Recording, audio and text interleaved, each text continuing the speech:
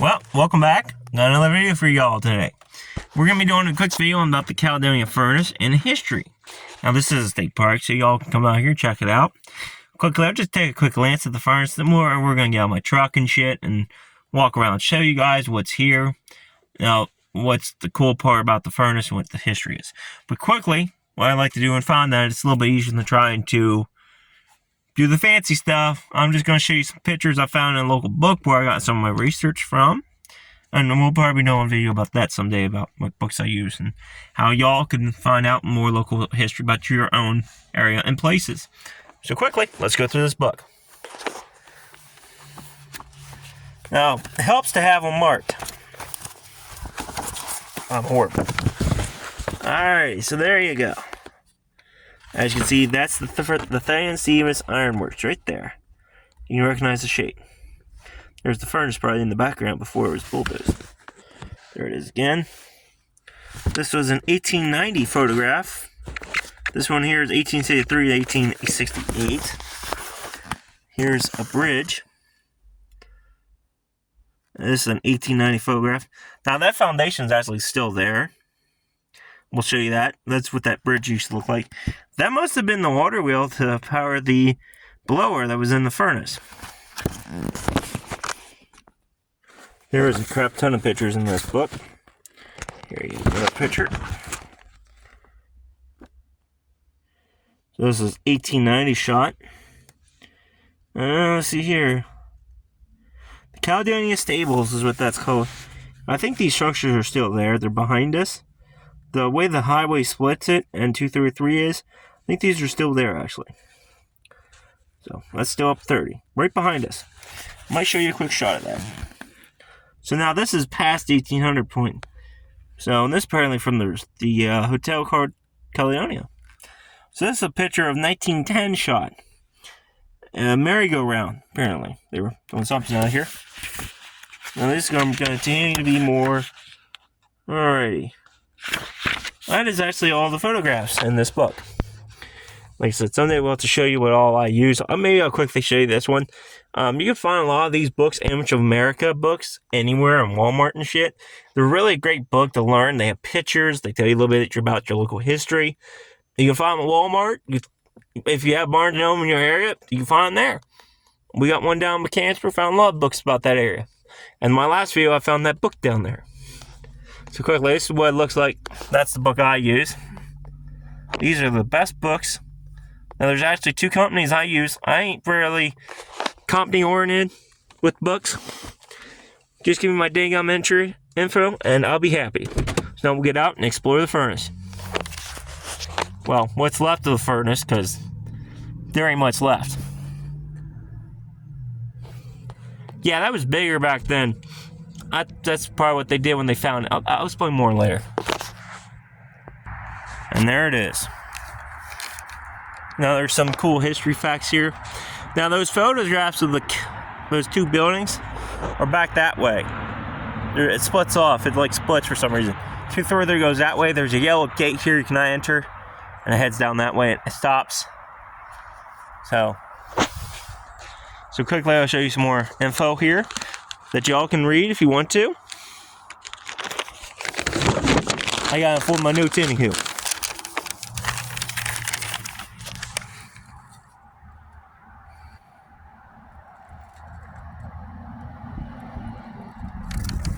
I hope y'all like this. I'd much rather let y'all learn your own little bit more history about it. I just want to give you an overview.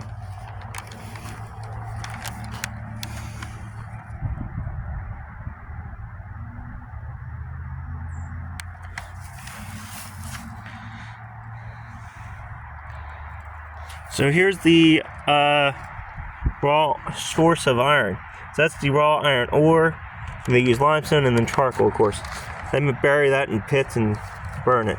Here's a photograph of them actually doing it.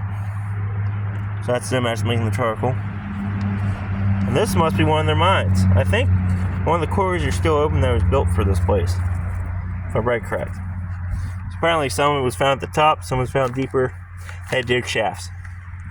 Now here's how an iron furnace works. Now this goes true for the Carrick furnace too. We did video on, so I'll explain this quick to you. I learned a lot of this from the Historical Society over there. We had a little meeting about the iron furnace and stuff.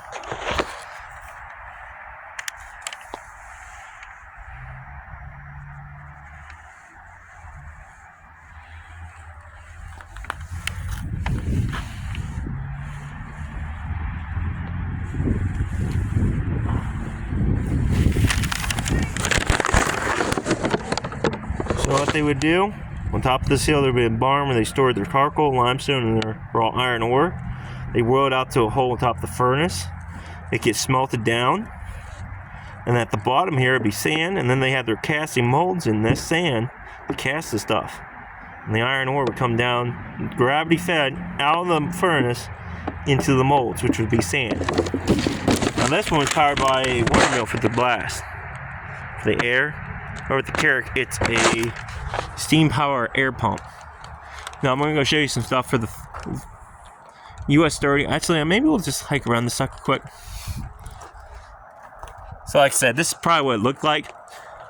But I don't think it's as small as it is what it really was. I think it was a lot taller. It's about the size of that bank. Like I said, I think they found this back in the 30s. Or when they were putting the highway through for US 30. They found this and then they restored it. What they could. Because I think a lot of it was collapsed by then. I know at the Carrick, the furnace there, the foundation was actually starting to sink. She was about ready to collapse. So luckily she's being saved now and going to be stored for next generations. Erected by the Pennsylvania Alpine Club in conjunction with the Pennsylvania Forestry and Watertree in 1927. So there you go. Here, I'll even show you the monument thing. So that's what I just read a little bit down at the bottom there. So I'll walk around this thing quick.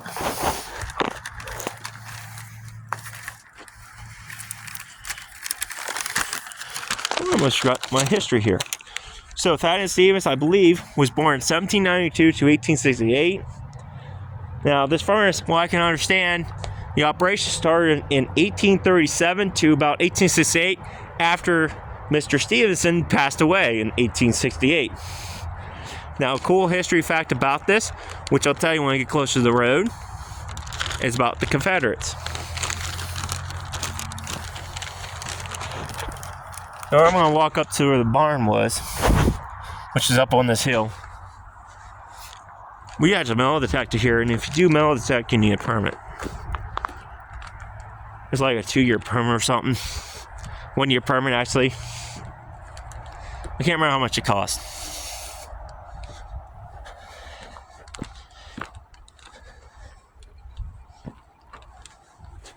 So I'll pick you up here.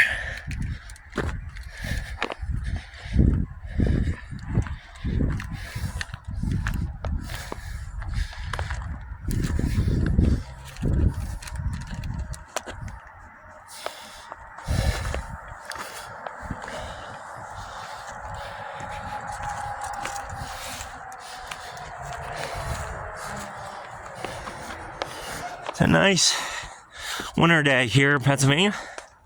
Gorgeous day to be outside.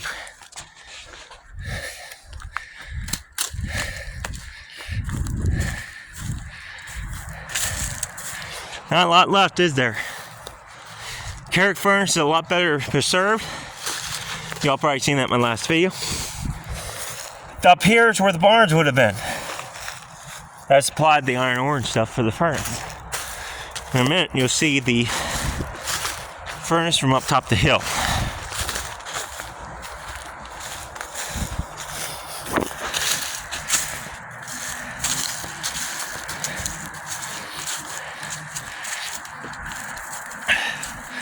Right there it is. Like I said, I know ground adds up over time a little bit, but I think where we're standing right now is where the top of that Carrick furnace, Caledonia furnace, would have actually been. That's not the original height. That might have been what it looked like. It's not the original height. I bet you it was bigger and more larger than what you think. Hell, it's even possible where it's located is not in the same spot. Possibly. I don't know though. There's a creek over there, so it could have been shifted a little bit to the left or right. You can see how tall we are up here. I ain't going down that way. Had bad memories trying to do a video before of that hill. Yeah. Ain't much left up here. Now quickly get you down to the road. We'll walk over to the Thaddeus Stevens Ironworks, the blacksmith shop. That's still standing. Cool thing is what they do sometimes. They'll actually have it open. I'm pretty sure they still do it. They'll have it open. They'll actually have a blacksmith in there, blacksmithing stuff. And you can see inside the Thaddeus Stevens Ironworks. Now, that building dates back to the 1830s, 1837, I think. Like I said, I really don't know when this thing started. I seen something online saying that the Confederate said that this place dated back to like 1837 or something like that. So it's very well possible it could have been started then.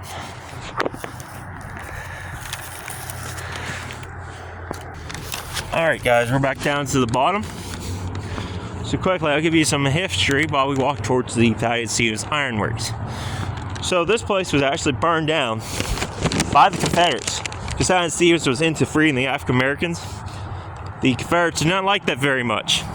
So in retaliation for him being a person who liked the slaves, they came here and burnt the place to the ground on their way to Chambersburg, I think. And they got a date offline, said, so early on the morning of June 26, 1863, under orders of General Jubal, I believe that's the name, I got this off the internet, they burned this place to the ground. Now this was like Furnace. This was an actual town. There was an actual town here. They burned it to the ground after they raided it. So when they got around raiding it, they burned it to the ground in retaliation. Pretty cool little history. Not a lot of folks know. I was going to show you a little cool board, but I ain't occupied right now. So walk over to the Thaddeus Stevens Ironworks. Now you see a picture in my book of this building back when it was abandoned. So the Confederates, which we'll show you here in a minute. I got across the road.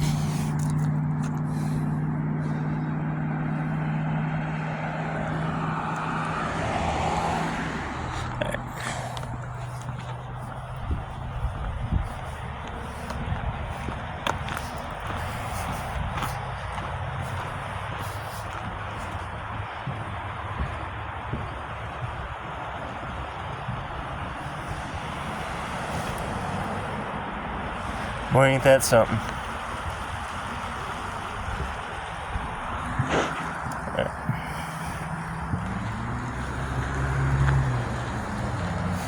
So here's Thaddeus Stevens Ironworks. And the good thing is we got another board here to tell a little bit more about it.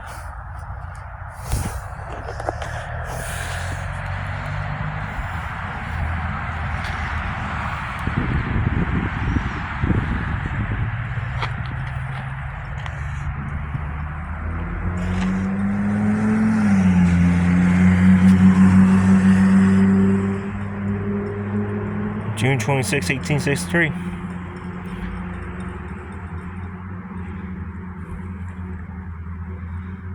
Yep, right there is the man who set Caledonia on fire.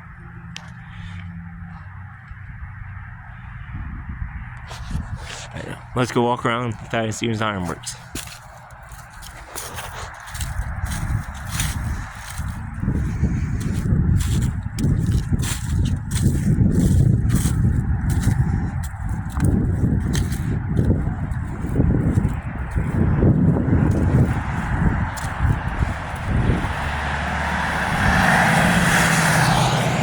So the Confederates, I believe, were on the way to Chambersburg. Half the unit was halfway to Chambersburg. The other half went to Gettysburg. Now this is US 30. Now this heads to Gettysburg. You head over that mountain, which is South Mountain, you'll hit Gettysburg in a couple minutes. You head that direction, you hit Chambersburg. As you can see, it's a very busy road. And there's the front of it.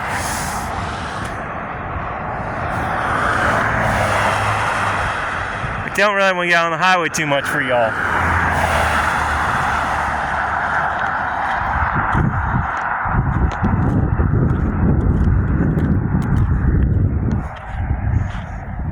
down in 1830.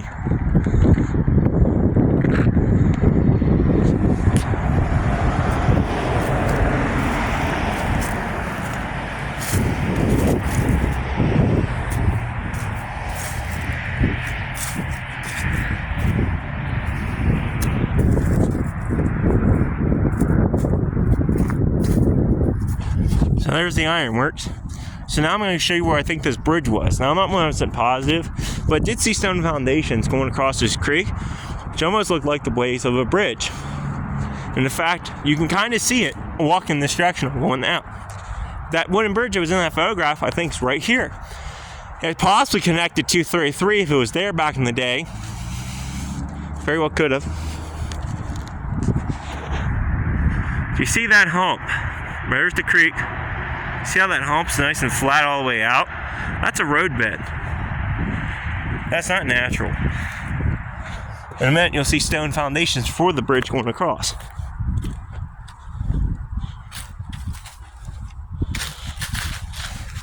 Kind of neat to be able to show you all a picture of what the bridge looked like before it was completely gone.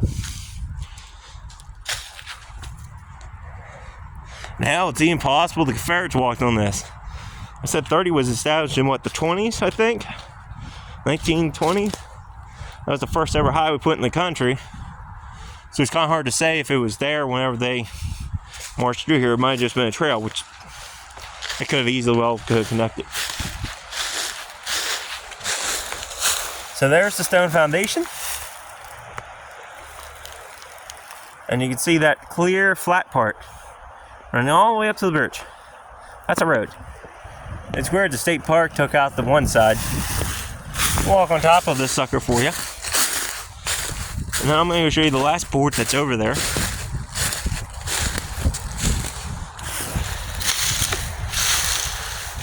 Now we are standing on top of the old bridge foundation.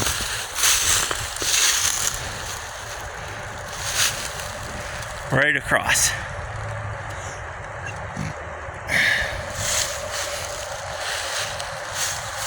And you can clearly see it now. See how it's humped up on either side? This would have been all flat perfectly. And it runs straight out to about where 30 is now. I got one more billboard to show y'all, and then I'm done.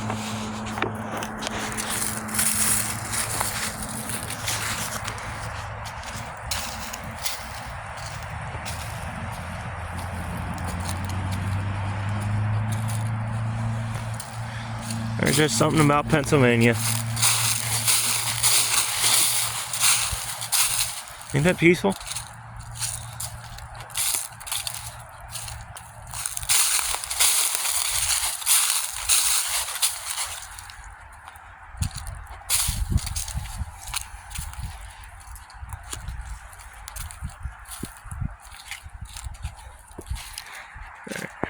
Oh, they across the road again. I'm going to show you this quick billboard about the Lincoln Highway. I want to show you every historical fact I can get for y'all. Like I said, hopefully y'all like my videos. So, here you go.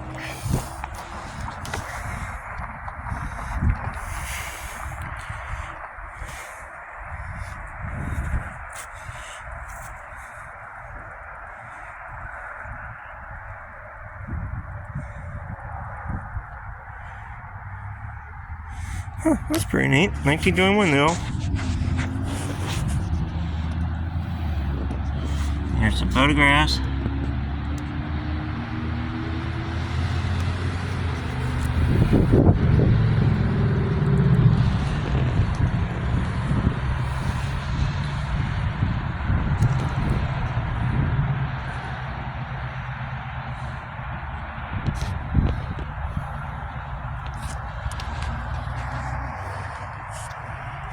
Here's another picture.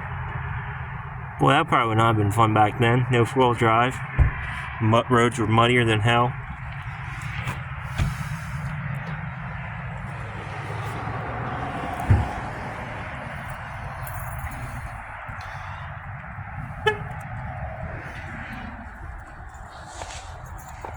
Well, I hope y'all liked my video I just posted. So until next time, I'll see you guys around.